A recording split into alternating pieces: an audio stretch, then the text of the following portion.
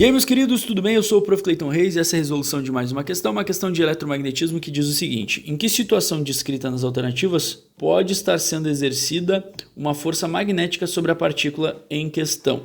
Bom, é uma questão bem direta, uma questão que fala então sobre o segundo fenômeno do eletromagnetismo, que diz o seguinte. Deixa eu escrever aqui para vocês. Segundo fenômeno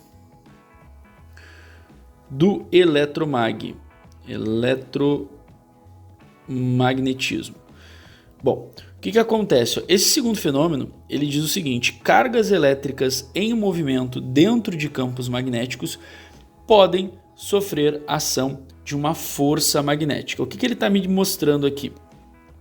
A presença de força magnética sobre cargas elétricas só é possível se essas cargas estiverem se movendo dentro de campos magnéticos. Então, eu preciso que exista uma região com um campo magnético, eu preciso que a carga esteja se movendo, a partícula tem que ter um valor de carga, e aí ainda assim a gente tem um seno do ângulo entre os vetores V e B, que são os vetores velocidade e campo magnético.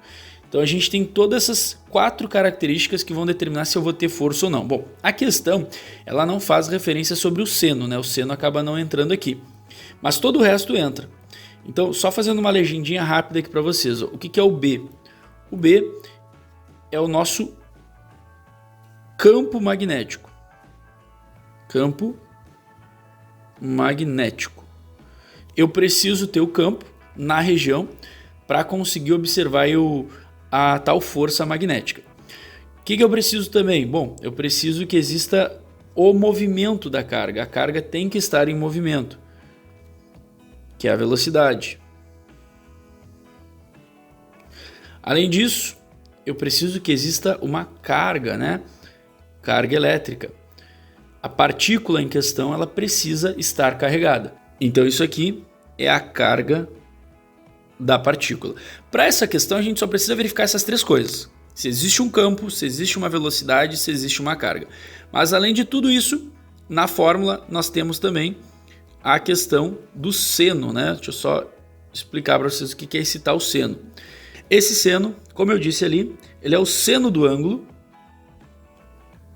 Ele é o seno do ângulo entre os vetores B. O que é o B? B é o campo magnético, e V, que é a velocidade, né? Então esses dois vetores vão formar um ângulo e a gente precisa desse ângulo também para fazer o cálculo. Então vamos lá, analisando um por um, vamos ver qual alternativa está correta. Alternativa A: um próton move-se em um campo magnético. Essa afirmação está correta, já é a nossa resposta certa. Mas por que essa está certa? O que a gente tem aqui? Olha só. Temos um próton. O próton ele carrega consigo a questão da carga. Move-se em um campo magnético. Se ele move-se em um campo magnético, então ele tem que ter movimento, ele tem que ter velocidade. Ele faz tudo isso dentro de um campo magnético, então ele também tem o campo. Ou seja, nessa afirmação, nós temos uma carga diferente de zero, nós temos uma velocidade diferente de zero e nós temos um campo diferente de zero.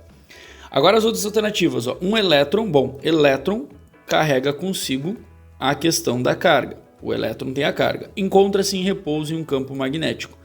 Bom, o campo magnético aparece aqui. Mas olha só, é um elétron que encontra-se em repouso. O fato dele estar em repouso, isso aqui, que atrapalha a situação. O fato dele estar em repouso significa que a velocidade é zero. E se a velocidade é zero, isso vai fazer a força magnética ser zero também. Então aqui, não dá. C: um nêutron move-se em um campo magnético. O campo magnético existe e move-se quer dizer que existe um movimento também. Porém, é um nêutron. E o que significa ser um nêutron, né? Significa que a carga é igual a zero. Se a carga for igual a zero, também não temos força magnética. D: uma partícula alfa encontra-se em repouso em um campo magnético. Vamos lá.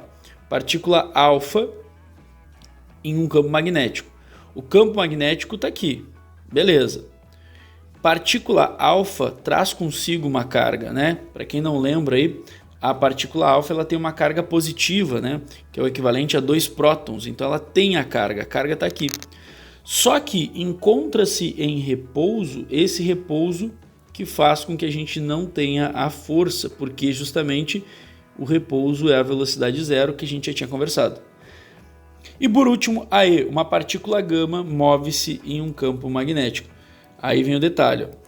Campo magnético existe, ela move-se, então tem o movimento, mas é uma partícula gama. Tá, e aí, senhor? E aí que a partícula gama, ela é uma partícula com características de carga zero, ela não tem carga, não tem massa, né? É um fóton de raios gama, então não tem carga. Se a carga é zero, não tem força. Olhando as alternativas, realmente a resposta certa então é a alternativa A, é a única que traz todas as condições para a gente poder ter uma força magnética.